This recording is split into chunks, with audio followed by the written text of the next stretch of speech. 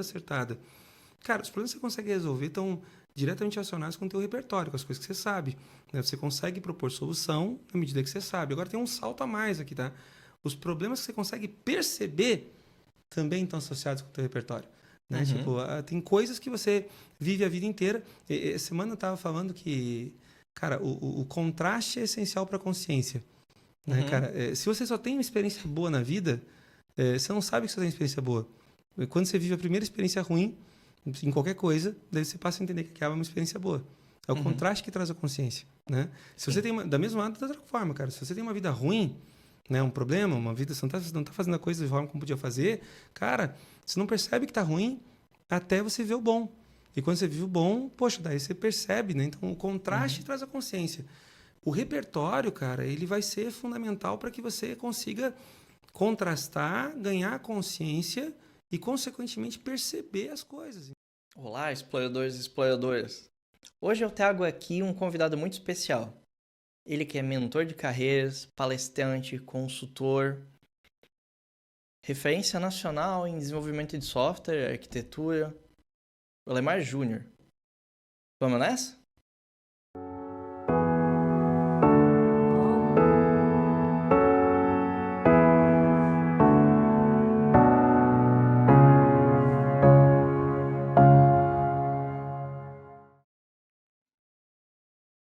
Então, Lemar.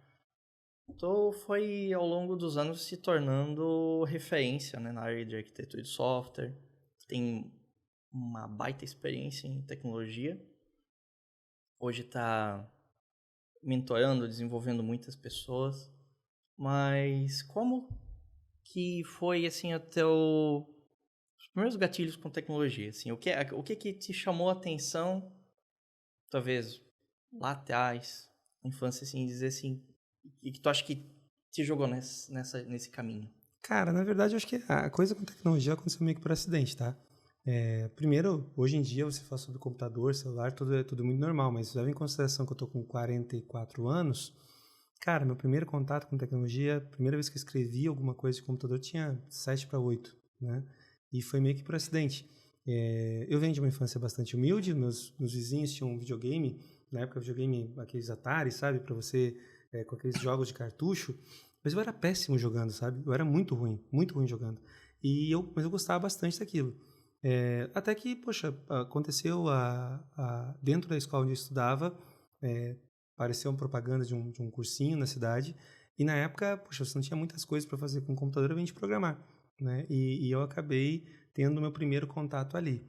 Eu sempre sonhei, de certa forma, eu sempre quis ser bem-sucedido no que eu fizesse, tá? Eu brinco que quando eu era criança eu tinha 3 objetivos na vida. Eu queria trabalhar num lugar em que eu participasse de reuniões, né? Essa é a primeira coisa. Já de visão de criança, já De tinha criança, essa por ideia. causa de uma novela, cara, assim, uma coisa, quem tá acompanhando, eu era noveleiro, tá? Um outro ponto interessante, as pessoas acho não que sabem. todo mundo era noveleiro Mas eu era bastante, cara. A última que eu assisti foi a Avenida Brasil, né? Do Tião, né? Do jogador de futebol e tal. Enfim, não sei o que, enfim, faz bastante tempo. Mas tinha uma novela chamada Roda de Fogo, cara. E tinha um personagem que era o personagem de Tarcísio Meira. De vez em quando eu vou no YouTube e eu acho lá partes da novela, né? E, cara, o cara trabalhava no escritório, né? Porque ele trabalhava no escritório e participava de reuniões. Fulano tá numa reunião.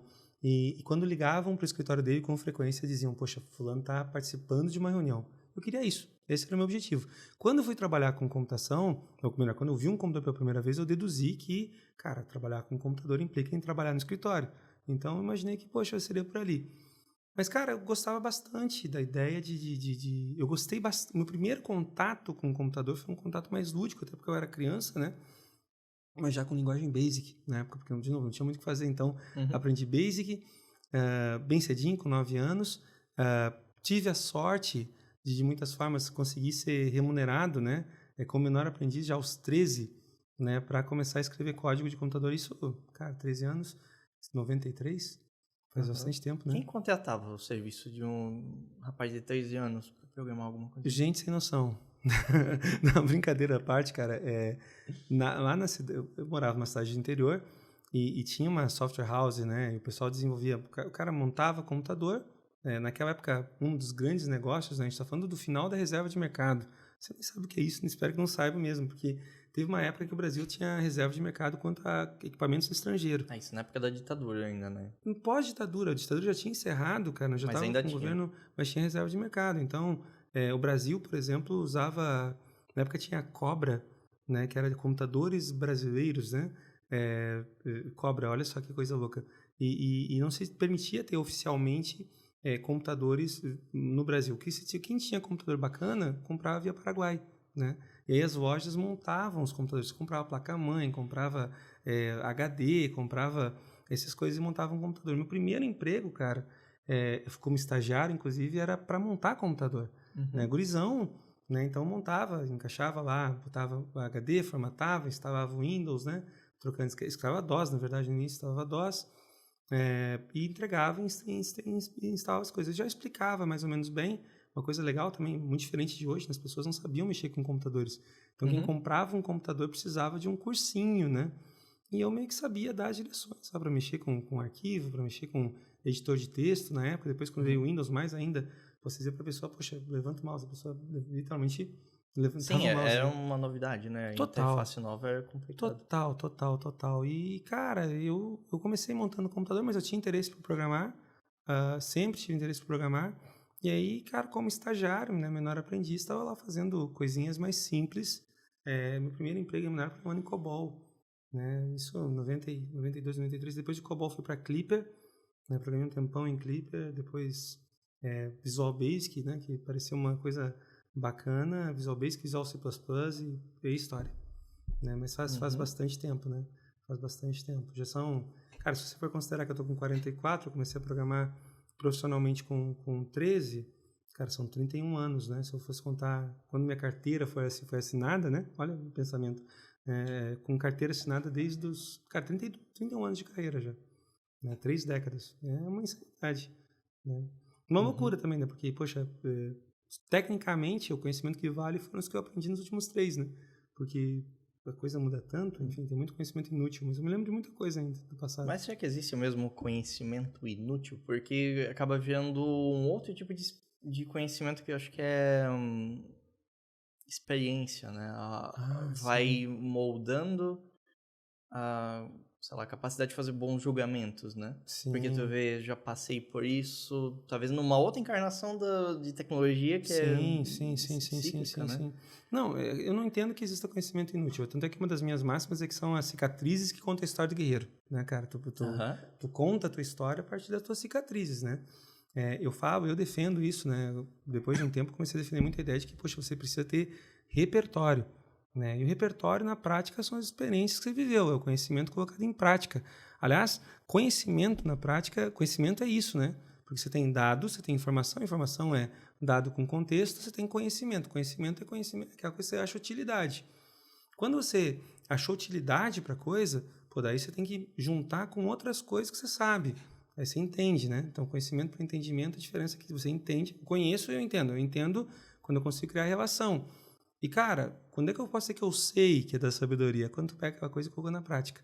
Então, o exercício de ter colocado na prática, cara, no final do dia você começa a aprender, por exemplo, que você está resolvendo problema de gente.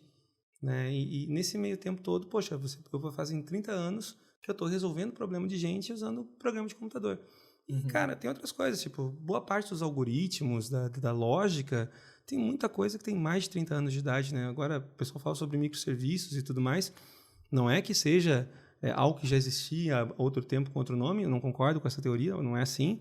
Mas muito de conhecimento fundamental, muita coisa que hoje está ganhando uma roupagem muito moderna, né? Que as pessoas dão um contorno todo moderno, cara, já tem fundamentação de muito tempo, né? Só que com as pessoas precisam ter um nível de abstração diferente, né? Por exemplo, o próprio modelo de squad, que o pessoal fala tanto, squad.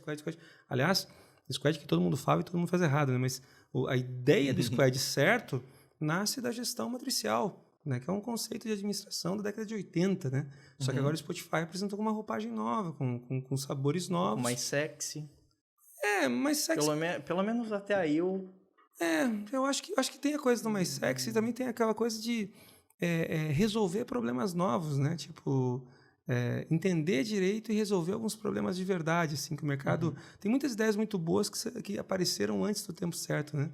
E aí, quando elas voltam depois, elas voltam... Então foi, de certa forma, um resgate e uma atualização sim, desses modelos, né? sim. Né? Combinado com um monte de coisa. A criatividade, ela nasce quando você combina conceitos que são aparentemente distantes, você consegue aproximar eles, né? Então, de muitas formas, quando você junta lá a administração matricial, mais lei de Conway, né? Que é lei de arquitetura de software, mais... Quando você junta essas coisas e vê que elas têm relação, aí você cria. Né? Mas a criação nossa, pelo menos, a criação humana, ela é uma criação sempre é a reaplicação de coisas antigas, né? É uma reciclagem com algum salto a mais ali, talvez, botar um saborzinho, né? Botar um saborzinho. E claro saborzinho próprio. E claro que tem um bocado de marca aí, né? Tem um bocado de conceito, mas não é nada muito diferente disso.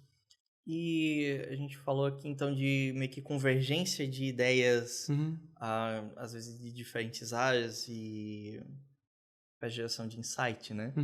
O quanto tu acha importante para um profissional na área de tecnologia estar constantemente imerso em coisas fora da área de tecnologia, certo? Tipo, ou literatura, artes. Tu fala um pouco disso no teu blog, também tem um post bem bacana que tu colocou no final do ano passado, acho. Tu até mencionou o Bert Hellinger ali sobre constelação familiar e tal, que é tipo uma coisa que foge muito do contexto, mas tu acaba conseguindo criar relações. Criar relações e ver paralelos. Isso. E às vezes enxergar alguma coisa que não enxergava antes, né? Isso. Então, o quanto tu acha importante, talvez isso virar um hábito para até criação de insights e conseguir aquele além, talvez para alguém que trabalha como arquiteto. Não, na verdade, acho que para qualquer pessoa, cara. Eu acho que de uma forma geral, cara. Vamos lá. Os problemas que... A primeira coisa que é meio óbvio, vamos pro meio óbvio aqui, tá? Os problemas que você consegue resolver, né? Se você consegue resolver, são problemas que você eventualmente tem repertório para resolver esses problemas. Né? Então, por exemplo, eu preciso desenvolver uma solução para, por exemplo, gravação de áudio para podcast. Eu preciso, eventualmente, fazer legenda. A gente estava falando um pouco antes de começar a gravação. Eu preciso legendar e facilitar. Cara, eu tenho esse problema para resolver. Eu preciso trabalhar com uma legenda acertada. Cara, os problemas que você consegue resolver estão diretamente relacionados com o teu repertório, com as coisas que você sabe. Né? Você consegue propor solução à medida que você sabe. Agora, tem um salto a mais aqui, tá? Os problemas que você consegue perceber também estão associados com o teu repertório. Né? Tipo, tem coisas que você vive a vida inteira. Essa semana eu estava falando que, cara, o contraste é essencial para a consciência. Né, cara? Se você só tem uma experiência boa na vida, você não sabe que você tem uma experiência boa. Quando você vive a primeira experiência ruim, em qualquer coisa, daí você passa a entender que aquela é uma experiência boa. É o contraste que traz a consciência. Né? Se você tem da mesma da outra forma, cara. Se você tem uma vida ruim, né, um problema, uma vida, você não está fazendo a coisa da forma como podia fazer, cara... Você não percebe que está ruim até você ver o bom.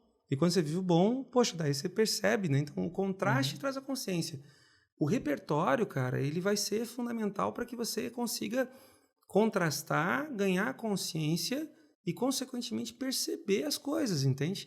Então, por exemplo, eu vou falar se for sobre constelação familiar, por exemplo, né, do Hellinger.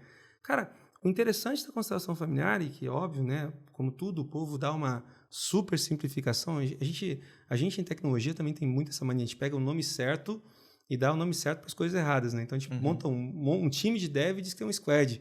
A gente bota um quadro na parede com uns post-its e diz que tem Kanban. A gente bota um ciclo de entrega e diz que fez Scrum. Cara, não é nada disso. Né? Da mesma forma, cara, constelação familiar, da forma como... coaches, que é outro conceito também que tem sofrido, né, cara?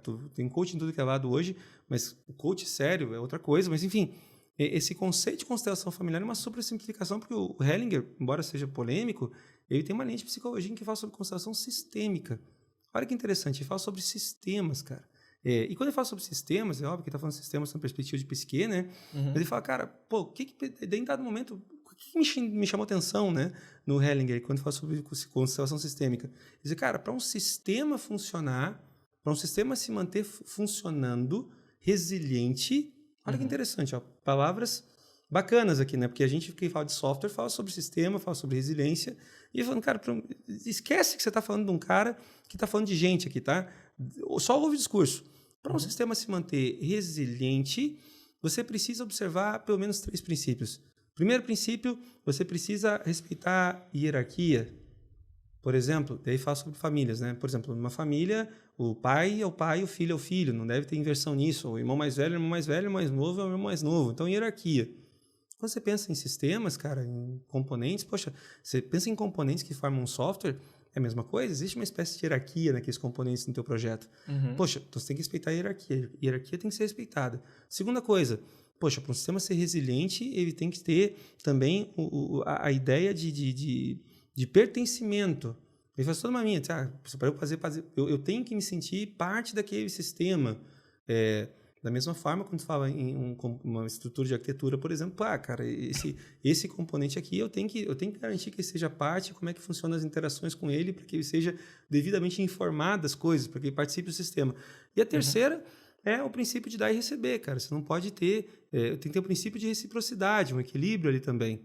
Cara, a mesma coisa acontece com o componente de software. Então, a mesma coisa que mantém... Se você abstrair o conceito de constelação familiar, que, aliás, é uma simplificação da ideia do Hellinger, que é de constelação sistêmica, né? E aí você localiza para a família, que é um sistema. A família é um sistema, né? Mas você abstrai para a constelação sistêmica. E você percebe que constelação sistêmica, poxa, sistema de software, cara, os mesmos princípios que valem aqui, valem lá. Né? Então, eu entendo que quando você abre a cabeça para perceber as coisas e tentar fazer as abstrações, cara, você começa a achar solução em coisa que outras pessoas não acham, entende? Por quê? Porque você está com uma série de parâmetros que as pessoas não estão encontrando. Isso não aconteceu comigo a vida inteira, por isso que eu fui estudar filosofia, por isso que eu fui estudar administração, por isso que eu fui estudar mitologia, por isso que eu fui estudar psicologia, por que não, né? E, óbvio, tentando também não me transformar num pato, né? Porque é o cara que nada, voa e anda e não faz nenhum dos 3 direito. Então, no final, eu continuo com o meu propósito de usar a tecnologia do jeito certo. Tu vai convergindo ainda para tecnologia, software, porque mas... é o meu jogo, né? Porque é o meu jogo. Constantemente se irrigando de ideias. Porque eu preciso... Porque, na verdade, cara, meu negócio não é necessariamente tecnologia. Meu negócio é resolver problema, cara. Sabe? É resolver problema, e hoje em dia eu entendo que você resolve problema com software. Né? Por quê?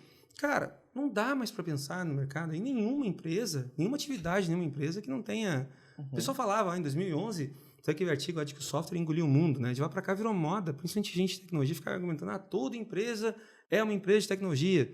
No futuro, uma empresa que não for de tecnologia vai ser irrelevante ou vai deixar de existir. A gente ficou repetindo isso e vem repetindo isso há muito tempo. Cara, gente que não é de tecnologia, quando ouve esse discurso, não gosta muito, né?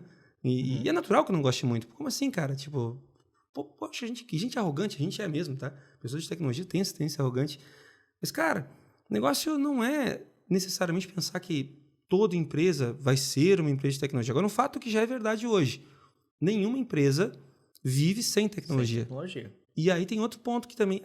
só que aí tem um pulo, cara, do gato, que eu acho que, para mim, é a base, inclusive, do meu negócio, a base do meu negócio hoje, que é, cara... Tecnologia numa empresa, ou ela é habilitadora, e é como a gente gosta de vender, né? Sim, é sempre vendido assim, né? Então, tecnologia está facilitando, acelerando, simplificando as coisas. Mas tecnologia também pode ser restrição, né? Ela pode estar complicando, dificultando, às vezes até inviabilizando certos projetos. Cara, em empresa velha é muito forte, tá? Mas em empresa mais antiga, com tecnologia velha, cara, com frequência a tecnologia é mais restrição do que habilitadora. Passa por muito perrengue, dificuldade depois de atualizar, escolha errada de ferramental também para empresa. Nem só isso, cara. Tipo assim, o software, a gente que é de software, sabe que software ficando mais difícil com o tempo de mudar. Sim, vai sofrendo com entropia, né? Entropia. Tem as leis de Lehman, né? Não o Lehman da cerveja, o Lehman da engenharia. Cara, o Lehman tem as duas primeiras das 8 leis de Lehman lá, falam que a primeira é que, cara, o software, para ser o relevante, ele vai ter que se mudar, adaptado constantemente. Fala sobre adaptação. Cara, por quê? Isso é verdade no mundo de hoje, cara. O negócio está mudando o tempo inteiro, cara. Se a tecnologia apoia o negócio está mudando, a tecnologia tem que mudar também. Cara, então o software está mudando o tempo inteiro. E cada vez, a segunda vez de Lehman, toda vez que você faz uma adaptação, você aumenta a complexidade. Cara, como é que você traduz complexidade? Você traduz complexidade no longo prazo como custo e dificuldade para mudar. Entende? Porque, poxa, você está pegando uma coisa que é mais complexa, né? É interessante desassociar aqui complexidade e dificuldade, né? E eu gosto desse conceito, tá? Mas, enfim, quando você pega uma coisa que fica mais complexa, essa coisa fica naturalmente mais difícil de mudar, né? E se fica mais difícil de mudar e, cara, pô, eu preciso mudar para mudar o negócio. Se o software fica difícil de mudar, fica difícil de mudar o meu negócio, cara. E, poxa, num mundo que é VUCA, né? E aí, todo consultor fala o tempo inteiro sobre VUCA, né? VUCA, MUVUCA, que é a história do mundo volátil, incerto, complexo, ambíguo, né? Cara, se o mundo é VUCA e tem que ter mudança, então, poxa... Tem que acompanhar. Como é que o software vai conseguir? Tipo, então, só que o duro é, cara, em empresa grande, que já está aí no mercado há décadas, o software que essa empresa usa, muitas vezes chegou num ponto em que ele é difícil de mudar e, consequentemente, ele atrasa o negócio. Então, tecnologia que era para ser uma coisa que ia acelerar, potencializar, simplificar... Acaba tendo que ser arrastado. Está inviabilizando, né? Está inviabilizando. E você pega... Pô, veja o mercado das fintechs, por exemplo. Por que você pega as startups que surgiram nos últimos anos, né? Começando por aquela famosa dos cartões, por que você vê elas atropelando, às vezes, instituição financeira com um século, né, de vida, literalmente? Cara, porque eles não têm aquela amarra para mudar o software, né? O software é um software fácil de mudar ainda. E o outro lá está com um software que é difícil, arrastado. Aí você vê um que está fazendo lançamento de um cartão com um aplicativo super moderno, super fácil, e o outro está tendo dificuldade de fazer Pix de madrugada. Né? Como é que você explica isso? Então, o software nessas empresas grandes vira restrição. E aí vem uma coisa que eu acho que é legal, cara. Eu acho que o fato de eu mexer com software há muito tempo e o fato de eu ter, desde muito cedo, me preocupado em entender um pouco mais sobre o negócio também, essa é uma outra coisa que mudou minha vida, né? Mas o fato de eu ter entendido, na verdade não entendi, tá? O fato de eu ter sido forçado praticamente a aprender mais sobre o negócio me obrigou, né, de certa forma, a desenvolver essa sensibilidade, e hoje o meu negócio é isso. Então, cara, eu entendo que nesse cenário que é desafiador, você precisa de gente boa de verdade, sabe? Não um cara de PowerPoint, porque o mundo tá cheio de coach de Instagram, né? Cara, eu preciso de gente que de verdade consegue dizer, cara, só um pouquinho. Vamos parar de abraçar a árvore, né? Vamos parar. Ontem eu estava falando sobre isso, cara, com um cliente. A forma mais malvada, né, de você contar uma mentira falando sua verdade. Né? E o que você vê em boa parte dos caras que vendem tecnologia como uma coisa fácil e tudo mais, é exatamente isso. O cara junta um monte de verdades que individualmente são verdades, mas naquele contexto é uma grande mentira. E aí você vê as empresas, às vezes, gastando uma grana, perdendo tempo, perdendo agilidade, perdendo competitividade. Então, o meu negócio hoje é pautado nisso. Né? É usar o entendimento que eu e mais um grupo de colegas acumulamos durante, literalmente, décadas, né? Para ir para o mercado e dizer, gente, ó, só um pouquinho, vamos falar sério, né? Vamos parar de falar frases de efeito e vamos começar a ver o que de fato é aplicável, né? O que funciona, o que vai fazer diferença. E aí, cada caso é um caso, mas aí eu trabalho na Eximia, né?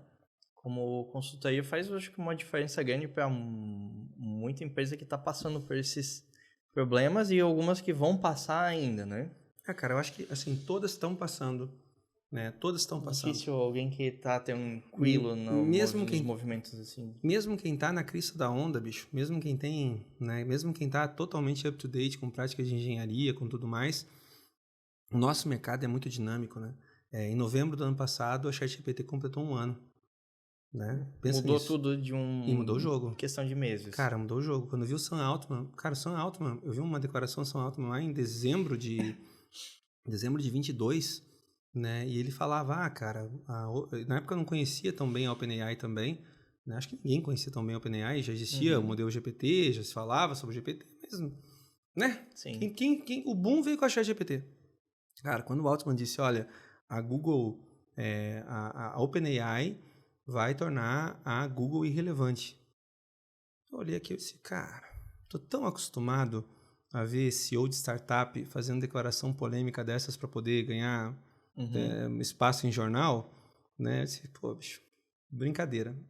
Em março, irmão, a Google apressadamente estava apresentando o Bard, primeira versão do Bard, e na apresentação cometeu um erro que a GPT também cometeria, né, falando sobre um esquema, e a NASA falou sobre uma coisa de planeta, e a NASA foi lá e disse, não, na verdade a informação que o Bard deu não foi tão completa. E naquele dia, a Google perdeu 100 bilhões de valuation, cara.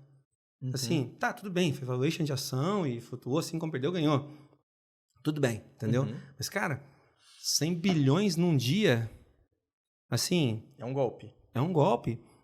Hoje, o que eu vejo, e assim, deixa eu te contar, eu sempre gostei de inteligência artificial, sempre gostei de inovação, redescobri, fiz academicamente, estudei pra caramba sobre redes neurais, sobre redes, enfim, não vou entediar as pessoas com detalhes técnicos sobre funcionamento de neurais, mas quando saiu o GPT, eu disse, pô, chegou a hora de brincar de novo, né? Aí eu tenho uma máquina, eu sempre gostei de ter máquinas fortes. Eu tinha um MacBook com M2 Max, outro, acho que é Max, e com 32 GB de RAM. Cara, foi a primeira vez que eu vi aquela máquina começar a drenar a bateria com o carregador na tomada. Né? Começou a drenar a bateria e o computador superaquecer, né? Rodando um modelo de LLM na minha máquina. Aí, isso me levou a comprar, agora recentemente chegou para mim uma máquina com 128 GB de RAM, com chip M3, tipo, o que tem de top, né, de notebook, pelo menos Apple, fui fazer experiência. E, brother, comecei a pegar uns modelos maiores também, né, porque com 128 GB de RAM você quer brincar com umas coisinhas a mais. E eu vi essa máquina sentada bem, entendeu? Então, a treta toda eu acho que o que está segurando ainda, mas falando de experiência, faz muito tempo, coisas que eu usava no passado, eu usava pra caramba, como todo mundo que trabalha com tecnologia, usava pra caramba Stack Overflow, né? E usava pra caramba a Google, certo? Cara, hoje eu uso pra caramba GPT, entende? E uso bastante, assim. E aprendi e tenho... Como eu sou apaixonado por IA, e não comecei a ver IA agora.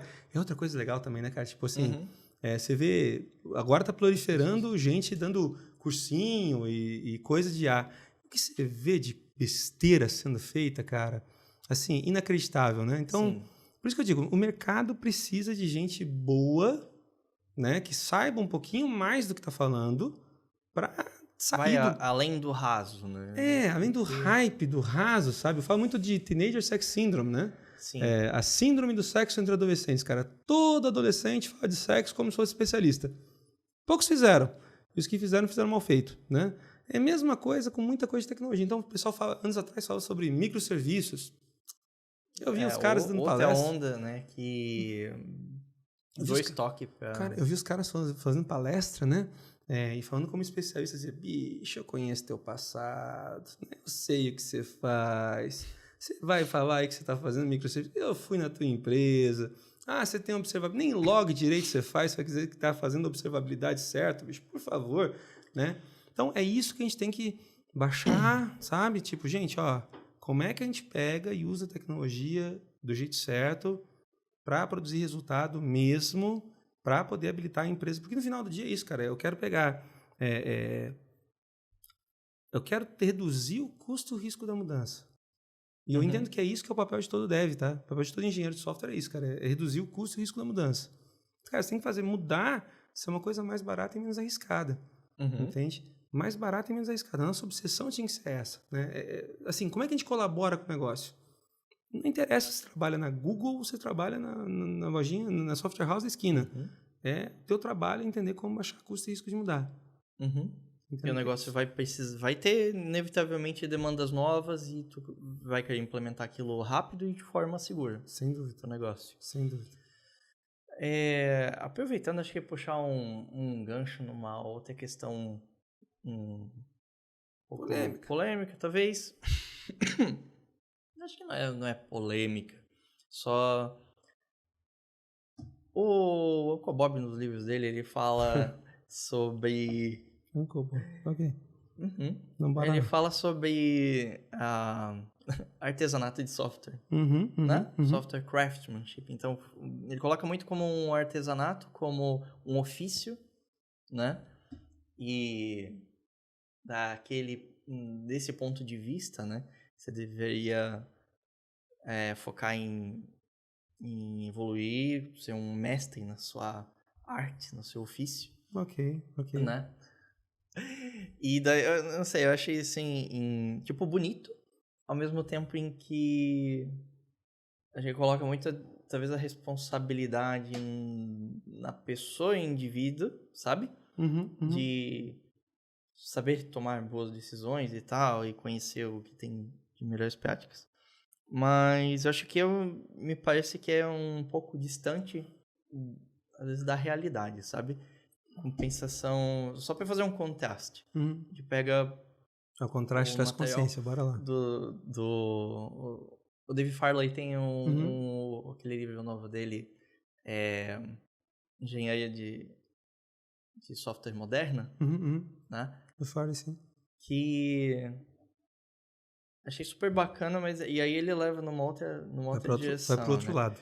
É tipo, ó, o que ele fala, a gente olha, tipo, o SpaceX faz engenharia de software melhor do que praticamente Todo o mercado. todo o mercado, né? E eles não são uma empresa de software, né? Não sei, mas enfim. São também, né? Eu digo Da que mesma forma que a gente eu tava digo falando que o aqui. Tesla, a diferença do Tesla pro carro elétrico, por exemplo, que é do mesmo dono, né? É que enquanto pegar uma BMW elétrica, a BMW elétrica é um carro com um computador.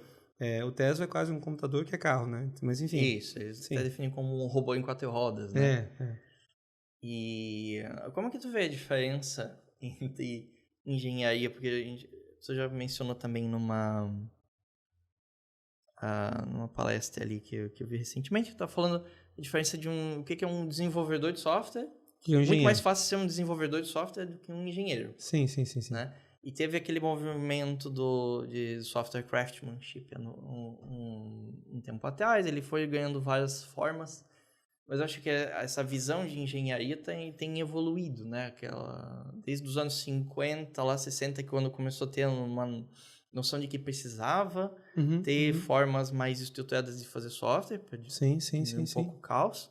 E acho que tem um resgate disso, uma visão um pouco mais madura hoje em dia, né? Cara, eu acho o seguinte, ó, o primeiro sobre o Uncle Bob, eu acho o Robert Martin o Robert Martin é um dos caras mais importantes do mundo em computação, ponto.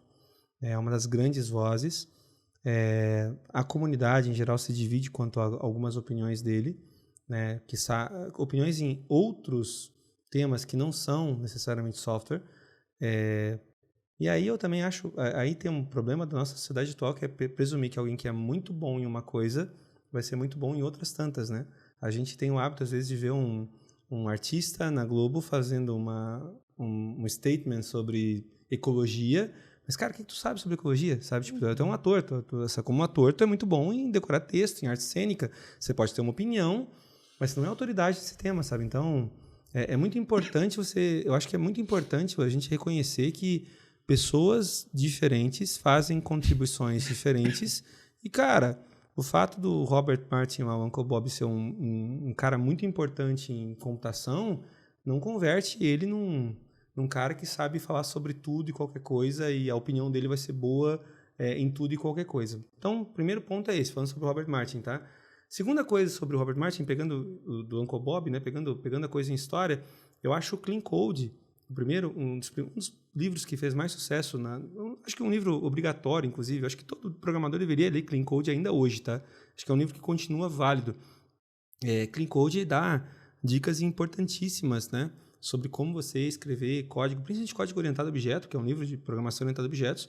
Cara, ele te dá dicas muito boas sobre você pensar programação, sobre pensar escrita de código. E, de novo, o Robert Martin escreve código profissionalmente há mais de 50 anos. Né? E quando escreveu Clean Code, já escrevia código profissionalmente há mais de 30 anos. Cara, essa experiência não pode ser ignorada. Então, Clean Code é um livro maravilhoso. Né? Não concordo com tudo que está no Clean Code, eu acho que isso é natural. Quando ele veio com Clean Coder, né? Que no Brasil virou como codificador limpo, né? Sim. Ficou uma coisa meio estranha, eu digo programador limpinho, né? Ele tentou trazer essa ideia do clean para a postura do profissional. O Clean Coder fala sobre a atitude do profissional. Ali é até legal, tá? Porque ele também faz algumas provocações. Eu não concordo com todas as provocações que ele faz e da intensidade que ele coloca, mas ele faz provocações relevantes, válidas, né? Tipo, você deveria escrever teste, porque, poxa, como que você vai garantir Um programador profissional deveria garantir que seu trabalho funciona, ou pelo menos oferecer garantias mínimas que o seu trabalho funciona. Como que você vai oferecer garantias mínimas que o seu trabalho funciona sem testar? E você precisa testar sempre tudo, porque o teu código pode ser impactado pelas suas modificações locais, podem provocar impactos desconhecidos. Então, como é que você vai conseguir garantir isso se você não testar tudo? E como é que você vai testar tudo de maneira razoável sem fazer de maneira automatizada? Então, um programador profissional naturalmente escreve testes. Essa é a analogia que ele faz. Eu não acho que seja tão simples, não é uma simplificação, mas como regra geral é um pensamento válido, é uma provocação válida. Só que aí eu vejo que eu teve um problema com a abordagem do Uncle Bob. Então, eu acho que ele pegou essa moda clean e depois ele fez clean agile, fez clean craftsmanship, né? Ele fez recentemente, eu acho que o livro dele mais influente é o Clean Arc. E aí do Clean Arc eu vou te dizer que é o pior livro que ele escreveu. Né? E, incrivelmente, o que fez mais sucesso recente. Né? Por quê? Porque, poxa, ele criou uma receita de bolo, né, sobre o que é fazer arquitetura, que, na minha visão, não é uma receita ruim, mas o problema é a prescrição de que o dar a entender que aquele jeito é um jeito que funciona para qualquer cenário. Né? E muita gente, principalmente, não nem tanto ele, mas muita gente começou a usar Clean Arc como sendo o santo grau de fazer arquitetura, e que a arquitetura é aquilo. E não, tem muito mais do que aquilo. Aquilo não cobre nem 10% da superfície do que é fazer software, na complexidade que software tem. E, inclusive, na minha visão, tem algumas falhas conceituais bravas ali no Clean Arc, além de ser um livro que faz um requente de algumas ideias antigas, em que o Uncle Bob pegou uma série de artigos combinados, mudou uma outra palavra e combinou no livro e fez um livro que virou um sucesso danado. Dito tudo isso, né, o Uncle Bob, quando ele fala que a arquitetura ou escrita de código tem um pouco dessa coisa meio artística, meio coisa do ofício, ele compara muito o programador como um artesão, né, essa linha do artesão. Eu acho que isso, embora seja verdade também, não é compatível com um mundo onde o software é tão onipresente.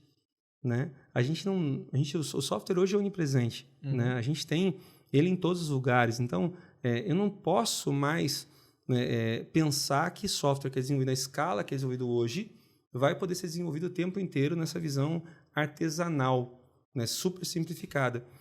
A Google define engenharia de software, né, de uma forma que eu acho genial. Né? A Google diz que a engenharia de software é o desenvolvimento em que você adiciona uma variável de tempo. Né? Eu acho isso maravilhoso, cara. Você vai escrever código. Desenvolvedor, você escreve código, você compilou, rodou. Beleza. Cara, quanto tempo esse teu software vai ter que viver? Ele vai ser executado uma única vez? Então, cara, executou, rodou, pegou o binário, tudo certo, era isso. Não, mas olha só. Não, esse software vai ter que ser colocado em produção e ele vai continuar sendo executado em produção. Tá, mas então, provavelmente, esse teu software vai ter que ser modificado, certo? Vai. Então, tu não vai deixar o código-fonte no Google Drive. Né? Você tem que usar um controle de versão. Né, para você poder fazer as alterações. Cara, provavelmente você vai ter mais alterações que vão ter demandas de alterações para você controlar. Você tem que pensar em como você vai fazer o teste disso. Você tem que pensar, eventualmente, como é que você vai fazer o build disso. Né? Você tem que pensar, eventualmente, como você vai fazer a integração e o deployment disso. E o que acontece, então? Todas as demandas, ditas demandas de engenharia, né, nascem com o tempo. Né? Quando você bota a variável tempo no jogo, cara, escrever... Aí nasce todo o resto. Nasce, assim, na hora que você bota tempo, morre, não é morre desenvolvedor. O desenvolvedor metamorfa para engenheiro, porque você tem que pensar em engenharia, né? Você tem que passar a pensar em engenharia. E aí tem um problema, cara, tipo assim, quando você pensa em engenharia, você vai pensar em time também. Vai ter outras pessoas envolvidas para fazer software. Não vai ser sozinho isso, não é um artesão, não é mais o cara operando sozinho. Cara, eu vou estar trabalhando com um time. Esse time que vai começar pequeno, eventualmente 1, 2 pessoas, daqui a pouco vão ser 20, 30, daqui a pouco vão ser 50, daqui a pouco vão ser 200, daqui a pouco vão ser 1000, e esse teu software vai estar conversando com outros softwares que são feitos por outros milhares. Cara, quando você trabalha nessa escala, você precisa ter método. Você precisa fazer acordos, né? E esses acordos vão ser bons o tempo inteiro? Não. Vão ser o melhor jeito? Não, mas não dá para ser artesão. Entende? Eu não posso ficar fazendo a coisa na obra de arte, né? Eu tenho que fazer a coisa de uma forma planejada. Aí nasce método. E o método vai vir com a gente aí para a gente pensar aí as dinâmicas de engenharia. Aí que eu acho que a engenharia cresce, né? Então, eu acho que, embora eu concorde com a visão do Uncle Bob de que a nossa área é muito jovem ainda, isso é outra coisa importante, tá? Desenvolver software ainda é uma área... Cara, fazer software ainda é uma coisa muito jovem. Nós ainda estamos descobrindo as melhores formas de fazer software. E até porque as demandas por software estão mudando aí todos os anos. Então, como fazer software é uma coisa que é muito recente, cara, é natural que os nossos métodos também vão evoluindo, né? Então, a gente vai descobrindo que, poxa, aqui não pode ser assim porque a gente está ficando muito rígido. Aqui não pode ser assim porque, poxa, a gente está... De novo, agora, qual é a grande variável no final do dia? Cara, é achar jeitos de fazer tudo isso de uma forma mais barata e menos arriscada. Né? E aí você precisa de pensa, você precisa de método. E aí você tem uma coisa que é muito mais industrial. Né? É muito mais industrial. E precisa ser, né? Para você conseguir suportar a escala. Então, tem que saber ponderar sobre os dois mundos. Né? O problema é o seguinte, cara. Guru, e o Uncle Bob está nessa categoria de guru, né? Guru, para poder ganhar luz, ele tem que fazer polêmica, né? Então, você fala uma frase, né? Tipo, como é que é a frase Tem uma frase do livro lá sobre código legado, o cara fala, cara, como é que um programador júnior é um programador que não escreve teste? Aí, no Brasil mesmo, teve alguns caras grandes na comunidade que falavam, não, se você não escreve teste, você é júnior. Cara, eu já conheci centenas de programadores que escreviam código para resolver problemas que eu não conseguia resolver, sabe? Cara, suportam negócios com peso muito maior do que eu consigo suportar. E como é que eu vou chamar esse cara de júnior, velho? Hoje o cara vai dizer, papá, você é júnior, porque você não escreve teste. O cara vai pra mim, tá bom, bruxão.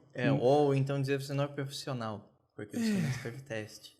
Assim, quanta coisa do profissionalismo aí já é um pouquinho mais complicado, sabe? Mas o Uncle Bob entra umas argumentações dessa, né? Eu escrevi um tempo atrás um código sobre amadorismo remunerado, entende? Só que, veja bem, a linha do amadorismo remunerado diz o seguinte, ó,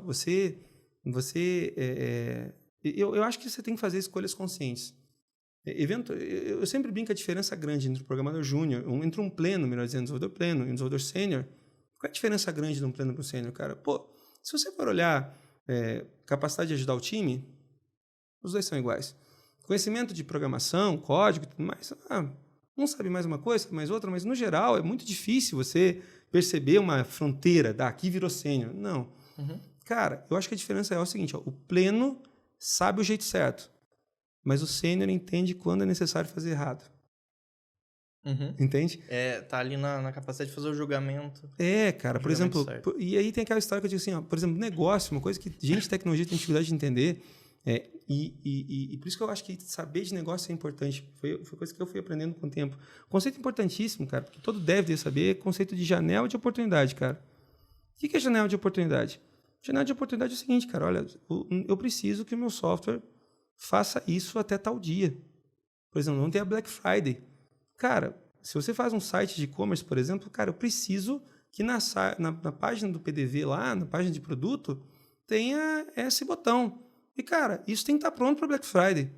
Se não estiver pronto para Black Friday, não precisa nem fazer. Entende? Porque, pô, a oportunidade está ali. Cara, mas para fazer do melhor jeito, para fazer obedecendo as boas práticas, com tudo certo, eu não consigo fazer para Black Friday. Então, eu vou te entregar em dezembro. Cara, então não faz. Então, assim, ó, o dev que é mais sênior, ele vai entender que no final do dia, cara, o que eu tenho que fazer para poder entregar para Black Friday? Se for viável também, né? Aí o cara vai dizer, pô, talvez eu vou ter que fazer essa concessão, essa concessão, essa concessão. Essas concessões, elas são literalmente as dívidas técnicas, né? Uma dívida técnica não é o conceito original de dívida técnica, mas é o conceito que o mercado deve assumir hoje, eu acho que é o mais válido.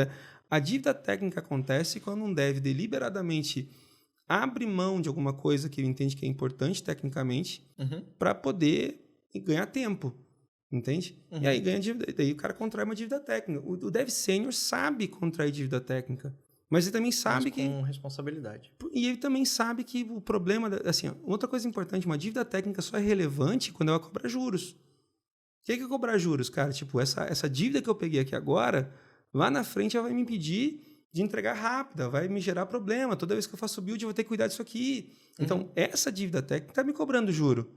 Então, o que o dev faz? O dev vai pagar a dívida que está cobrando juro. Né? E muitas vezes, ontem eu estava falando sobre isso, e muitas vezes não é possível, numa única rodada, você pagar completamente a dívida. Então, o que você faz? Muitas dívidas nunca vão ser pagas. também, e você vive com isso, ou então você vai também trocar de dívida, né? Essa dívida técnica tá cara demais. Ontem eu estava falando sobre um pessoal que estava precisando migrar um banco de dados, né? E aí eles queriam usavam tecnologia XPTO lá de banco, eles queriam migrar para outro banco. E eles queriam aproveitar e fazer a troca do banco para já remodelar o banco, pensar as tabelas e tudo mais. Esse cara não faz isso não, né? Porque assim, o passo vai ficar grande demais, vai ficar arriscado demais, daqui a pouco você nunca vai conseguir terminar a mudança.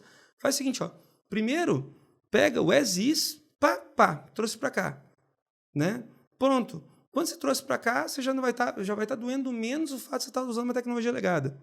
Deixa essa tecnologia desligada lá. Já teve ganho. Você já ganhou um pouquinho da tua vida. Agora, depois de fazer isso, daqui a pouco você pega e faz a remodelagem. Porque se tentar fazer as duas coisas juntas, eventualmente você não vai terminar nunca. Você não vai ter energia para conseguir mudar. Ou pior ainda, né? Vai se meter a fazer uma coisa que você não está preparado para fazer. Sim, e aí vai ter impacto no negócio. Nossa, gigantesca. Só que assim, ó, você pega o dev, se o dev não tiver sensibilidade para o negócio, ele vai querer o já que, né? O francês aqui das obras que o pessoal fala, mas, cara, já que eu vou fazer isso, eu vou também fazer a remodelagem. Cara, se tu fizer as duas coisas, você não vai sair do outro lado. Agora, o que me traz esse entendimento? São 30 anos, cara. Eu perdi a conta de quantas vezes eu mesmo já tentei fazer mais do que eu podia, por excesso de confiança, para perceber que, não vou sair para não sair lá do outro lado, causar prejuízo, causar trauma, Então, isso, eventualmente, você perguntou sobre os conhecimentos que você vai acumulando que não são descartados, essa experiência, né? Essa experiência de cometer erros, né? Tipo, Sim, são as cicatrizes, né? Cara, como consultor, eu adoraria dizer... Eu tenho muitos projetos que eu me orgulho, cara. Eu posso listar para ti, graças a Deus, eu tenho tido a oportunidade de trabalhar em projetos muito legais há muito tempo, sabe? Então, poderia ficar listando horas de projetos legais, mas, cara, como consultor, o que adiciona de valor de verdade não é os projetos onde eu acertei. São os projetos onde eu errei. Né? Então, eu tenho 30 anos de bons erros. Né? Qual é o valor que eu adiciono no mercado? 30 anos de vergonha.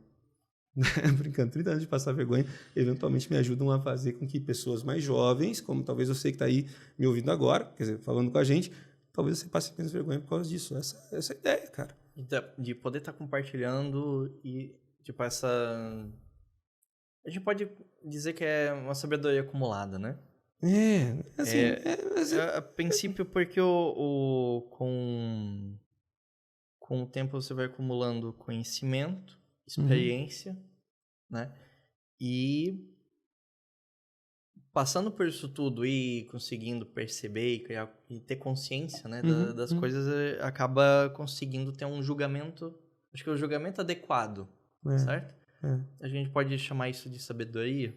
A gente pode dizer que um dev senior acumulou um pouco de sabedoria. Eu acho que filosoficamente está certo, tá? Filosoficamente está certo. De novo, o saber, tipo, cara, a autoridade, essa é uma das coisas que, aliás, eu aprendi, eu passei a ter como verdade na minha vida explícita há pouco tempo. Cara, a autoridade mesmo para mim é quem tem resultado. Entende? É resultado. Eu não tô avaliando. Não é quem fala mais bonito? Não, é o resultado, cara. Assim, eu tenho um cliente, não posso citar a marca e tal, mas um cliente gigantesco. Eu fui visitar uma vez esse cliente, cara, e uma empresa que fatura mais de 40 milhões por dia, certo? Por dia. Isso não deixa muitas empresas no Brasil, mas enfim, 40 milhões por dia os caras faturam. Irmão, eu olhei o processo dos caras, olhei a forma como eles faziam software. Não vou entrar em detalhes para não evidenciar e também não criar constrangimento, mas, cara, eu não concordei com nada que os caras faziam. Sabe o que é você olhar assim, cara, eu não concordo com nada, tem um monte de coisa aqui que eu acho que está muito errada, tem um monte de coisa que eu acho que é fundamental, essencial e que os caras não passam nem perto de fazer. E eu olhei aqui e disse, gente, primeira coisa que eu tive, cara, como? E aí eu considero isso um presente, né, cara? Tipo, eu me dei conta do seguinte, cara, os caras fazem um software que segura uma operação que fatura mais de 40 milhões de reais por dia, fazendo tudo errado. Então, duas coisas eu sei, tá? Nem tudo que eu acho que é errado é tão errado assim, e nem tudo aquilo que eu tenho certeza que é fundamental de verdade. Entende? Senão eles não estavam conseguindo suportar um negócio nessa escala. Senão eles não iam estar entregando, entendeu? Em compensação, cara, o que eu vejo de cara dando aulas sobre sobre computação, né? Falando sobre como fazer software e tudo mais, e com todas as melhores práticas do mundo, você fala, cara, o que você tem no teu currículo? Que software que você desenvolveu que você mantém? De verdade, assim. Qual foi o software que você desenvolveu que você mantém? Ah, o cara não tem uma coisa muito grande para falar. Ele fala de um projeto que ele participou, fala de alguma coisa, alguma empresa que ele ficou 6 meses. Cara, 6 meses não faz nada. 6 meses, cara, 6 meses você não colocou software em produção. Não participa daquela variável tempo É, da cara, engenharia, é assim, ó, né? É muito fácil desenvolver naquela estágio ali de... O Niggard fala uma coisa maravilhosa, cara. O Niggard, Greenfield, né? o Niggard lá no livro dele, o Release It, né? Que para mim, aliás, é um dos melhores livros de arquitetura já feitos, fica a dica. Né? O Niggard fala que, cara, software nasce quando ele entra em produção, certo? Quando entra em produção. Cara, software em produção, aí você pode dizer que software nasceu, entende? Enquanto você está escrevendo código lá no teu ambientezinho, que não está com software em produção... Muito confortável, muito fácil de se iludir também, Tudo né? muito... Métrica da vaidade. Né? Você fica, não, porque nós estamos fazendo um negócio que é... Tá bom, botou em produção, está resolvendo o problema de quem? Esse teu software está... Porque assim, uma coisa que eu acho muito legal, cara, no Manifesto Ágil, por exemplo, que eu acho que é uma coisa incrível. Aliás, o Bob é um dos signatários, né? Mas, tipo, uma coisa que eu acho genial no Manifesto Ágil é o terceiro aspecto, terceira observação deles, né, cara, que você prefere colaborar com o negócio, né, buscar colaboração com o negócio mais do que seguir um contrato, né? Eu acho o máximo essa palavra, porque ela fala sobre um princípio básico, que é o princípio de colaboração. O que é a diferença entre colaborar e cooperar? Né, cara, quando você coopera com alguém, por exemplo, eu vou cooperar contigo. Pô, bicho, então o que é eu cooperar, por exemplo, para esse podcast? Eu vou chegar aqui no horário, né, eu vou fazer a minha parte, eu vou responder suas perguntas, e, cara, vou sair daqui e se por acaso o teu podcast, esse episódio for pro ar e sei lá, flopar por alguma razão, não der certo, eu vou dizer, cara, o problema é teu. O problema é teu, sabe? A minha parte eu fiz. Quando eu digo a minha parte eu fiz, eu cooperei. Eu cooperei, entende? E muita gente que faz software tá nessa linha, cara. Pô, você me entregou a especificação, cara, eu entreguei o que você pediu. Cara, pô, não resolveu o teu problema? Cara, o problema é teu. Eu fiz a minha parte, eu cooperei. Isso é cooperar. O que é colaborar? Colaborar é o seguinte, cara, pô, é nosso objetivo. Qual é o objetivo? O objetivo é fazer com que essa mensagem, por exemplo, chegue para mais gente. Cara, terminou a gravação, flopou. Cara, se eu sentir que nós falhamos, ou que nós podemos fazer alguma coisa, aí eu estou colaborando. Essa é a diferença entre cooperar e colaborar. Né? A gente tá junto. A gente tá junto, cara. Então você pensa que colaborar com o negócio não é só fazer o que o negócio pede. Colaborar com o negócio é o seguinte, cara, eu fiz um software, eu coloquei software em produção e não resolveu o problema que era para ter resolvido. Cara, se não resolveu o problema, nós falhamos. Aí eu colaborei. E por isso que eu digo, cara, muita gente fala, nossa, mas eu faço Scrum, faço Kanban, faço XP, eu uso bermudão, sabe? Uso bermudão, cabelo solto, porque eu só deve qualquer coisa na vida. Eu escrevo um código nervoso. Tá bom, bonitão. E eu sou ágil. Por que você é ágil? Ah, porque eu uso Kanban. Ou porque eu uso Scrum. Ou eu falo bonito sobre Scrum. Tá bom, agora me diz uma coisa. Lá na tua empresa, quando você entrega software e o negócio não consegue atingir o resultado que eu esperava ter alcançado, você entende que a responsabilidade também é tua? Ah, não, isso é problema dos caras. Então, bicho, você faz favor de parar de falar besteira porque você é qualquer coisa menos ágil. Você é um pateta ágil. Puxa, vai ficar pesado. Mas é fato, cara, porque dá uma raiva, velho. Assim, o dev pratica o auto-engano, sabe? E aí você cria essa cultura de nós e eles, sabe? E o negócio também faz errado isso, tá? Porque na prática no Brasil a gente vive uma cultura do confia, mas confere, né? Então, o negócio vai lá e, tipo, tem que ter aquela máxima. Pô, eu tô há 30 anos no mercado, bicho. Há 30 anos eu digo para você o que você tem que fazer, ou seja, eu te dou um requisito e você me dá um prazo. Cara, isso não funciona? Não. Há 30 anos que eu vejo esse negócio não funcionar. E há 30 anos que eu vou em qualquer empresa, eu vejo, não, a briga eterna. A área de negócio diz, a área de tecnologia não é comprometida. Certo? E a área de tecnologia diz assim, pô, como é que você é comprometido se esse cara muda de ideia toda hora?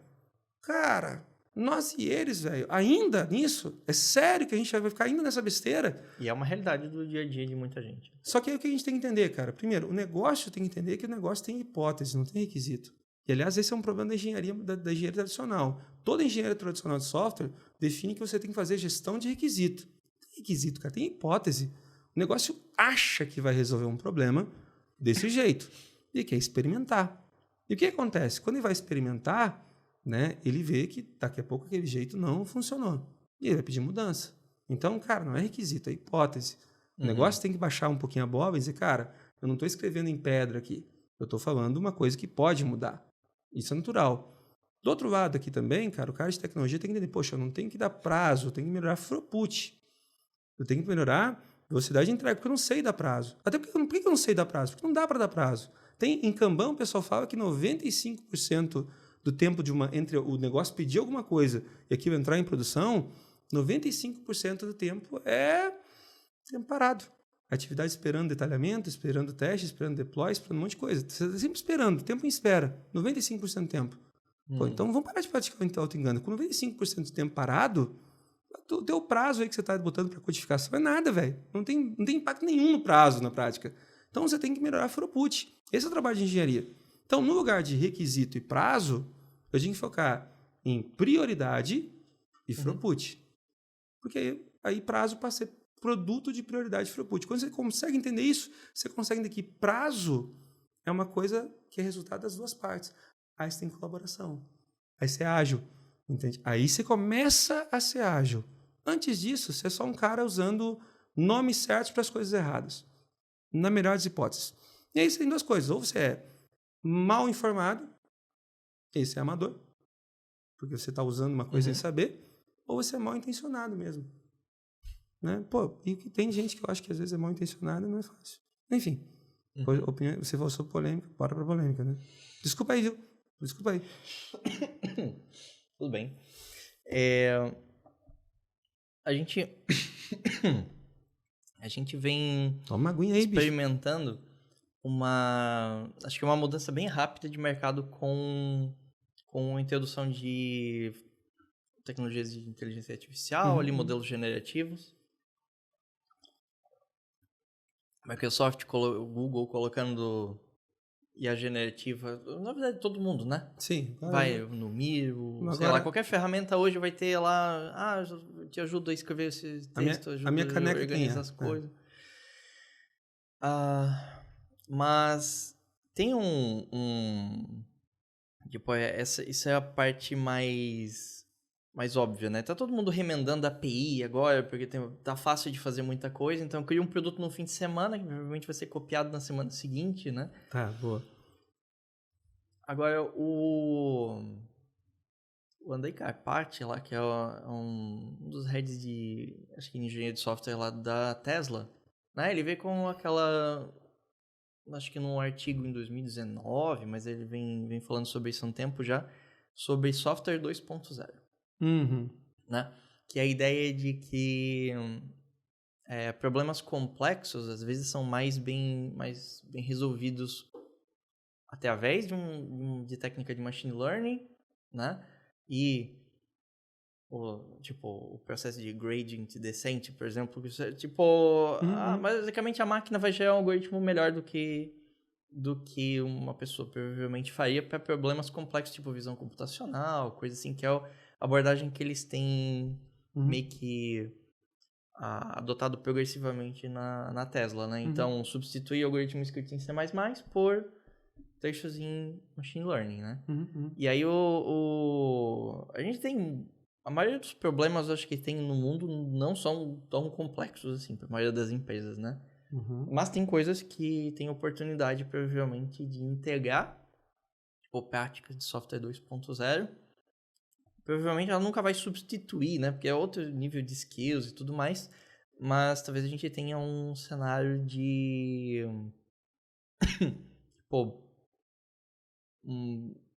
um landscape mais misto, assim, software 1.0, 2.0 nessa nomenclatura, né? Mas como que tu vê, assim, evoluindo nos próximos anos, talvez na próxima década? É difícil de enxergar isso hoje, né? O cenário de desenvolvimento de software com essas mudanças todas. Tá, boa. Eu acho que tem uma coisa importante aqui, tá? Cara, a expectativa com relação ao software tem crescido muito nos últimos anos.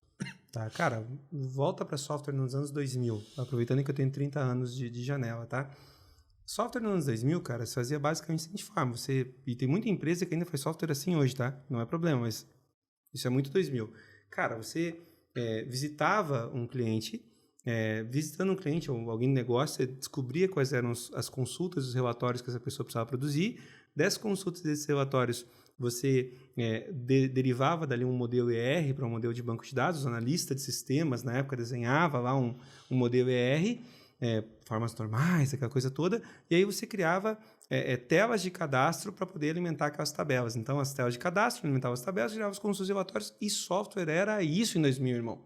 Certo? Uhum. Agora, cara, software está no teu celular, está no teu relógio, está no teu carro, assim, ó, tem software...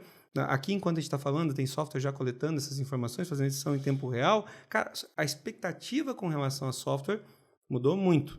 E a capacidade dos programadores em escrever software não evoluiu no mesmo passo. Não evoluiu no mesmo passo, certo? A gente não encontra hoje... Há quem diga, inclusive, que os programadores mais novos hoje têm muito menos skills do que os programadores da época, dos programadores mais antigos, né? Até porque não tem que lidar com as mesmas restrições que a gente lidava. Não sei, não vou entrar nessa bronca, tá? Mas o fato é, cada vez se espera mais de software cada vez se espera mais de software. Aí eu parei para pensar bastante sobre isso, porque um dos meus trabalhos, né, eu digo que quando você vai ficando mais sênior, você tem que parar de desenvolver software e começar a desenvolver gente, né? Cara, eu comecei a tentar... hoje, um dos meus trabalhos é participar com mentorias, grupos de estudo, para ajudar devs aí a fazer software melhor, né? Tentar fazer software melhor para ajudar as empresas. Eu tenho a Eximia, minha empresa tem consultoria, tem assessoria para ajudar lá na escrita de software e tem capacitação que é para desenvolver gente, né? Eu digo que, cara, desenvolver software tem 3 atividades. Em 3 momentos na cabeça do dev, tá? Uhum. O primeiro momento é o momento em que você entende a intenção. Cara, qual é o problema que eu estou querendo resolver? Qual é o problema que eu estou querendo resolver? Essa deveria ser a primeira preocupação do dev. O segundo momento é, cara, você começa a pensar em design. E design nessa perspectiva, não estou falando nem de arquitetura, é design mesmo, cara. Como é que eu consigo organizar esse meu código, né, de uma forma razoável para que fique, inclusive, mais fácil de manter depois? Então, estruturar direitinho aqui o que acessa banco de dados, o que acessa... Eu faço o design. Terceiro movimento é o movimento de implementação. É quando, literalmente, você pega aquele design, aquela tua intenção, e você transforma aquilo ali em código. Uma coisa interessante, tá? O programador, quando está começando, o cara, quando está... Programação, cara, é uma atividade complexa para burro, certo? É muito difícil. Cara, o cara aprender a escrever código não é uma coisa trivial, se você for parar a pensar, né? É quase tão complexo quando você aprender um idioma, e de fato expressão de linguagem. E o programador que está começando, ele tende a dar uma ênfase muito grande para a implementação. Então, você pega um cara que é mais júnior, ele tem aquela ânsia de ver código, sabe? Tipo, cara, me mostra código. Show me the code, né? O famoso show me the code. Stop talking e show me the code. O problema todo desse cara que está só pensando no código, bicho, aqui, ele, pouquinho tempo depois, ele percebe que, poxa, não é... Por exemplo, aquela história que você falou, pô, eu consigo escrever no final de semana um software para colocar a rodar. Isso é verdade. O problema é o seguinte, não é colocar esse software a rodar, a dificuldade é como é que você mantém ele. Entende? Porque software não vai morrer, cara. Então, tipo, nossa, eu fiz o software no final de semana. Lindo, mas ficou fácil de alterar? Ah, não ficou fácil de alterar. E aí o cara começa, então vou ter que pensar em como... Quando o cara ganha um pouquinho mais de experiência, diz, não, tem que pensar em como é que eu faço esse código ficar mais bonito para conseguir manter. Aí o cara começa a se preocupar com design. Né? E aí o cara vai estar padrões de projeto, vai estar padrões de arquitetura, vai estar DDD, um monte de coisa desse tipo. E, cara, o cara está focado em design. Daí dá uma exagerada violenta no design. Aí o código dele sai de um extremo para o outro, da coisa completamente bagunçada e caótica para uma coisa que fica super complexa pelo excesso de abstração, de preciosismo. Para escrever uma mensagem na tela, o cara escreve 300 linhas de código.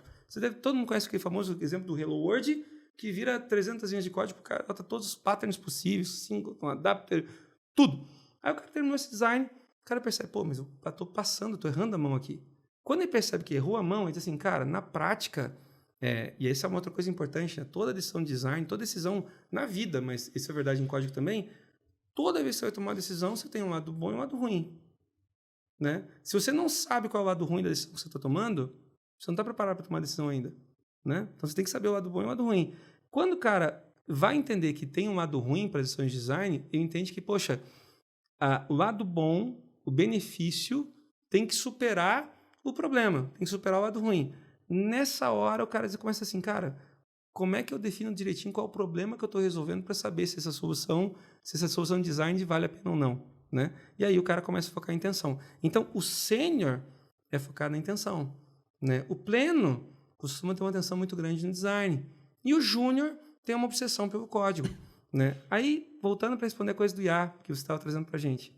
Primeiro, está cada vez mais complexo fazer, certo? Então, o que eu percebo que, poxa, principalmente no que tange a implementação, né?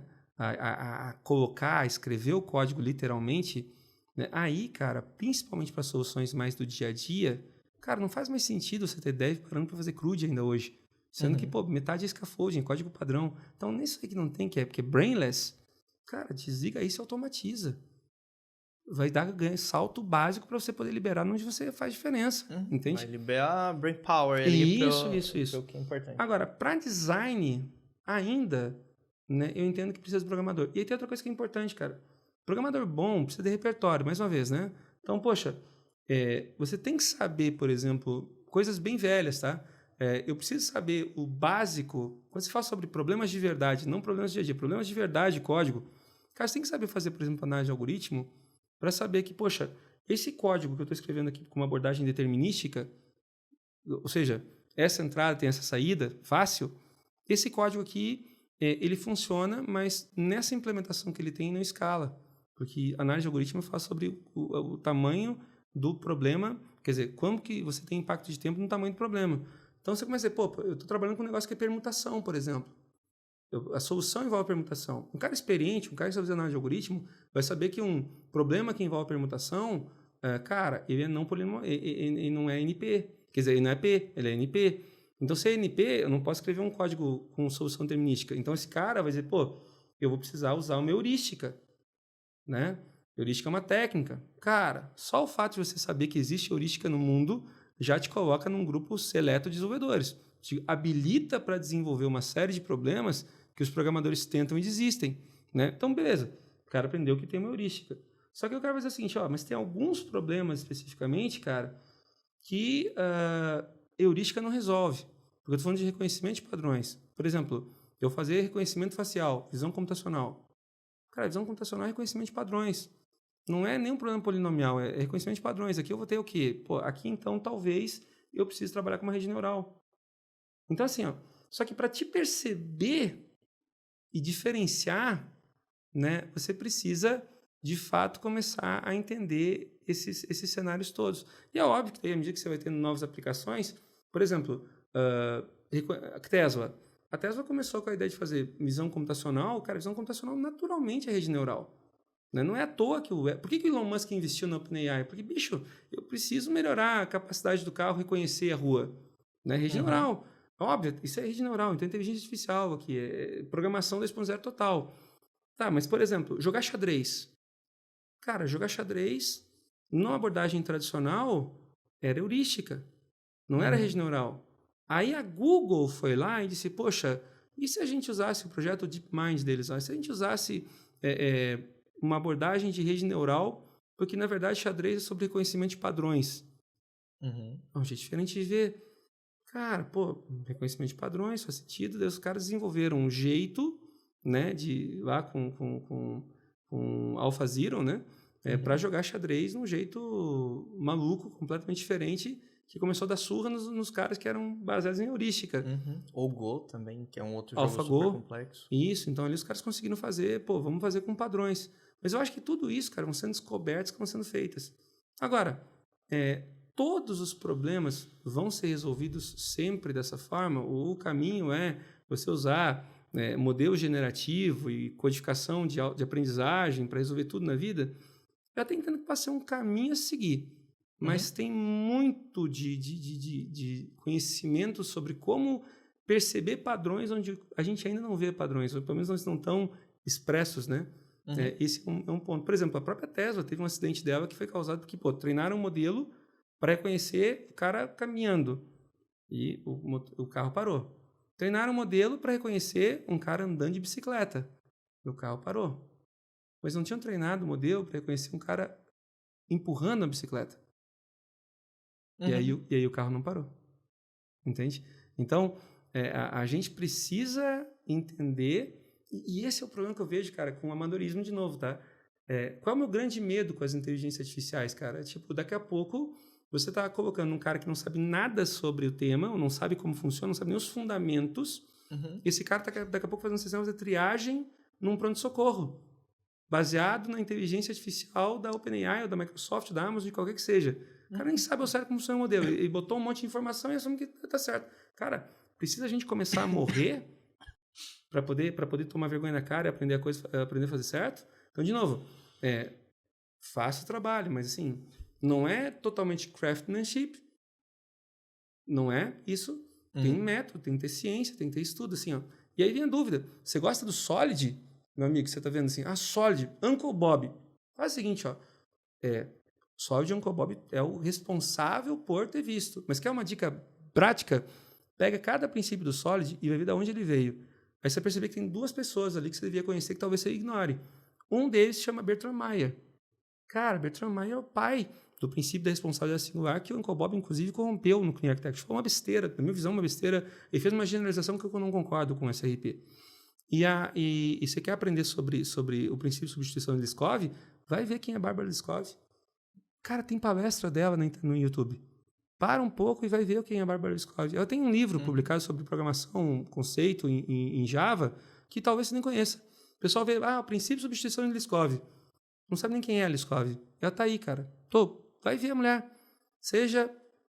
Sai do primeiro parágrafo, vai ver o segundo. Você precisa de ajuda para... Aliás, esse é um ponto. Por que eu comecei a fazer meus grupos de estudo? Né? Por exemplo, grupos de estudo e mentorias. Que eu cansei também. Eu comecei a me sentir mal com a ideia de eu ficar falando para as pessoas que elas deviam fazer determinados estudos.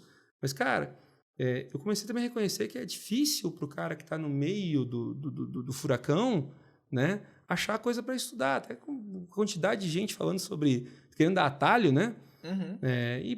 Eu acho que, não dá para ter atalho aí. Então, foi por isso que eu montei meus grupos de estudo também, para começar a dizer, cara, vou te ajudar com algoritmos.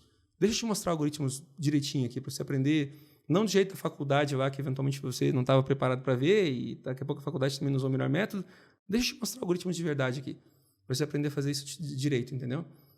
Mas que arrogante? Não é arrogante, cara. Deixa eu dizer aonde que eu me ferrei 30 anos, e deixa eu dizer como você pode, eventualmente, evitar esses erros, né?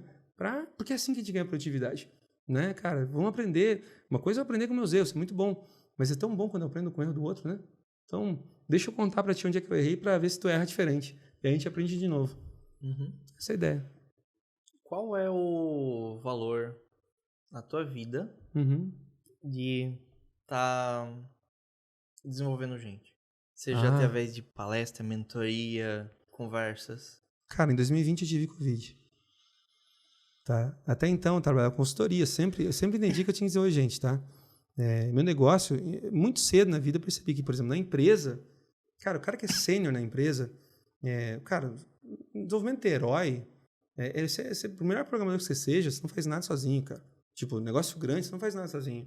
Então, para a empresa, o cara que tem mais experiência, o cara que consegue entregar mais, para a empresa tem muito mais valor que esse cara ajude outras pessoas a entregar mais do que ele mesmo entregue mais.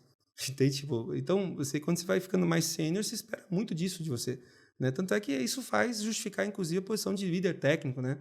A liderança técnica tem muito disso, cara. Deixa eu ajudar os outros a entregar mais. Não é sobre eu sentar e fazer, porque eu sozinho não entrego. Agora, se eu tiver multiplicação aqui, eu vou ter gente entregando mais.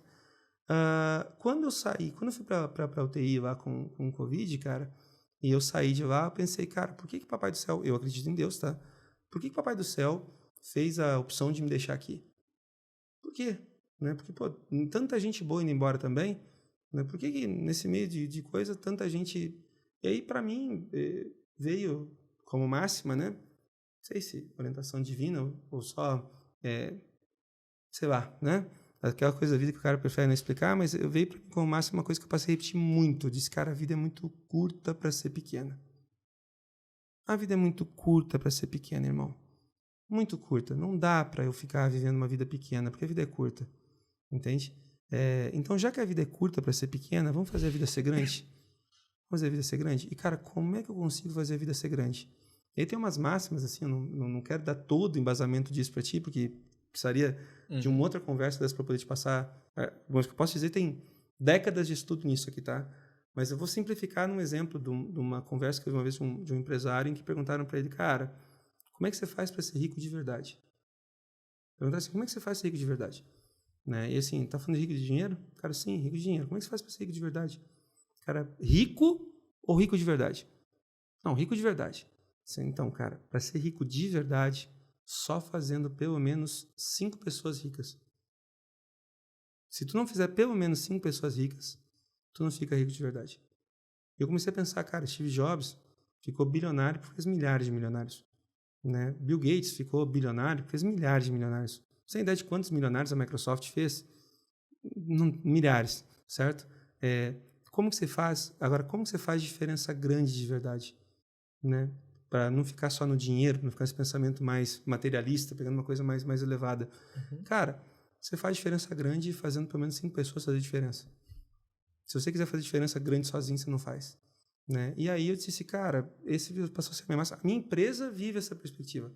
Eu falo, cara, eu fico feliz da vida quando eu troquei de carro há pouco tempo.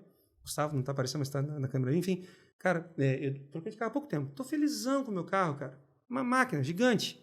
Não vou falar aqui, né? Mas quem me conhece, pergunta aí que a gente fala. Máquina boa, viu? Anda um cadinho. Bicho, eu fiquei menos feliz comprando esse carro do que vendo algumas pessoas que trabalham comigo comprando os carros que elas queriam. Entende? Eu passei a ter mais satisfação em ver a satisfação dos outros do que necessariamente batendo para mim. É claro que eu quero as melhores coisas, óbvio que eu quero, não vou ser hipócrita aqui, tá? Óbvio que eu gosto de tudo aqui, eu gosto de ter meus badulac, eu gosto de fazer minhas coisinhas, mas, cara, é muito bom quando você vê gente que você está ajudando, gente fazendo coisa grande. E aí você diz assim, cara, gente fazendo coisa grande que você... Cara, gente que foi estar comigo, por exemplo, que foi dizer, cara, eu queria trabalhar numa Big Tech. E o cara disse, pô, passei na Big Tech, Lemar. Tô trabalhando na Big Tech, consegui o meu emprego dos sonhos. Cara, pô, eu queria fazer tal coisa. E aí o cara disse, pô, obrigado. Disse, pô, bicho, assim, te dei o caminho. E óbvio também que o que eu faço é dar o caminho, né? Mas, ó, você aprendeu o que aqui? Aprendi esse algoritmo aqui, pô, o cara me fez a pergunta e quando o cara me fez a pergunta eu sabia a resposta, Lemar. Esse cara, e eu soube a resposta, eu respondi, e, pô, ali mudou o jogo para mim. Então, cara, cheguei na empresa e falei tal coisa e mudou o jogo para mim. Cara, eu tenho ouvido com tanta frequência esse tipo de coisa, que aí eu tenho certeza que, pô, se a vida é muito curta para ser pequena, eu tô no mínimo tentando fazer minha parte para fazer ela ficar grande. Entende? Esse é o significado para mim sobre desenvolver gente. Acho que a gente está chegando no final. Acho que é um bom momento para... Quer deixar uma mensagem para o pessoal que está assistindo a gente? Claro. 2 coisas, tá? Então, vamos lá. Eu acho que a vida é muito curta para ser pequena, eu acho que é uma muito boa, tá? Eu acho que a vida é muito curta para ser pequena vale. Eu não sei que momento da tua vida tu tá, então talvez você ainda não esteja na fase da tua vida em que você tenha entendido que, poxa, o negócio é ajudar o outro. Talvez você ainda precise de um tempo para isso e tá tudo bem, né? Tá tudo bem, cara. Aliás, se você não concorda comigo também, tá tudo bem. E mais uma coisa, agora tem uma coisa, cara, que eu acho que é importante, irmão. Hoje em dia se fala muito sobre filosofia, né? E filosofia e religião tem ganhado força. E o pessoal tem falado bastante sobre estoicismo, por exemplo, né? E um dos ícones do estoicismo, embora tenha muito livro de estoicismo, a galera meio que pega aqui o estoicismo e Wikipedia, né? Mas um dos ícones do estoicismo é um cara chamado Marco Aurélio, imperador Marco Aurélio, né? Aquele livro Reflexões do Marco Aurélio talvez seja a grande referência estoica, né? Uma das, tem o Sêneca, tem vários, mas o Marco Aurélio está toda hora. E tem uma frase, irmão, que é atribuída ao Marco Aurélio, que, infelizmente, para variar com mais uma daquelas coisas, foi um erro de tradução. Atribuem ao cara e o cara nunca falou aquilo, né? Dizem que o Marco Aurélio falou que você deveria viver cada dia como se fosse o último. Todo mundo já ouviu essa frase, certo? Então, dizem que foi o Marco Aurélio que disse. Ponto. Marco Aurélio nunca falou isso. Nunca falou isso. E imagina agora você ser reconhecido por ter falado uma coisa que você nunca falou. O que o Marco Aurélio disse? O Marco Aurélio disse o seguinte, cara, viva cada momento como se fosse a última vez que você está vivendo esse momento. Por exemplo, grava esse podcast como se fosse a última vez que eu vou ter uma oportunidade de gravar um podcast contigo. Passa o tempo com a tua família como se fosse a última vez que você ia passar o tempo com a tua família. Passa o tempo com a tua mãe, então, enfim, por aí vai. Cara, e fica a pergunta, poxa, se você tivesse vivendo como se fosse a última vez que você estava naquele momento, por exemplo, com a tua família, tu ia pegar o celular no meio da conversa para dar uma olhadinha? Provavelmente não. Cara, eu não vou dizer que eu faço certo, tá? Mas quem convive comigo, inclusive, tá percebendo que eu tô pegando muito menos o celular, às vezes tô até esquecendo. Hoje de manhã eu fui tomar café e esqueci o celular no quarto. Por exemplo, tava no hotel, né? Saí, fui pegar o celular, esqueci o celular no quarto. Fiquei 1 hora e tanto sem pegar o celular. Por exemplo. Então, o grande lance é esse, cara. Tipo, mas assim, faço certo sempre também? Não, porque também tem outra coisa, cara. Tipo, muita gente não tem sucesso na vida. Pergunta, cara, qual é a razão principal das pessoas não terem sucesso na vida? Porque as pessoas não param para definir o que sucesso significa para elas, sabe? Para muitas pessoas, ter sucesso é ter um salário melhor. Para outras pessoas, ter sucesso é ter um emprego com um cargo mais alto. Para outras, é ter mais gente, ter um romance. Para outras, é ter um contato espiritual melhor. A grande treta, cara, é que não dá para você ter sucesso em tudo. As coisas não são compatíveis. Muitas das definições de sucesso não são compatíveis. Então, a primeira coisa de ter sucesso, você tem que definir o que sucesso é para você. E eu, por exemplo, sou um cara, irmão, que eu faço a opção deliberada de sacrificar a qualidade de vida para qualificar a vida. Então, um exemplo, tá?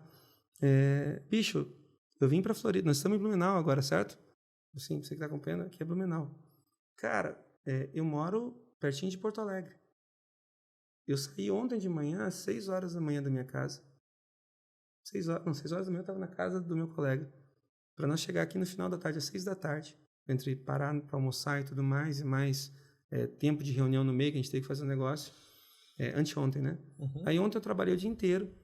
Aí ontem à noite, depois de passar o dia inteiro em consultoria, eu ainda dei uma aula que eu fui até às 11 da noite com a minha turma.